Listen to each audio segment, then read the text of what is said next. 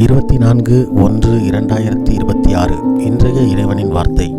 கர்த்தாவே, ஜீவனை பார்க்கிலும் உமது கிருபை நல்லது. சங்கீதம் 63வது அதிகாரம் 3வது வசனம். நமது உடல் உயிர் ஆவியை பார்க்கிலும் இறைவனுடைய கிருபையே நல்லது. அதுவே நிரந்தரமானது. இதுவே இறைவனினுடைய நியதி. இந்த வசனத்தை பின்பற்றும் மக்களாக நாம் இருப்போம். அப்படி இருக்கும் பொழுது இறைவன் நம்மோடு இருக்கிறார். நம்மை அவர் வழியிலே நம்மை அழைத்து செல்கிறார் என்பதை இந்த வசனம் நமக்கு உணர்த்துகிறது. வேத வசனத்தின் பிரகாரம் நாம் நடக்க வேண்டும். அப்பொழுது இறைவனுடைய பிள்ளைகளாக நாம் நிரந்தரமாக வாழ முடியும். அதற்கே இறைவன் இந்த உலகத்திலே நமக்கு தற்காலிகமான ஒரு வாழ்க்கையை தந்திருக்கிறார். இந்த உடல் உயிர் ஆவி ஒரு நாள் நாம் இறைவனிடத்திலே சேர வேண்டும். இதுவே இறைவனுடைய நியதி. அவர் இல்லாமல் நாம் இல்லை என்பதை உணர்வோம்.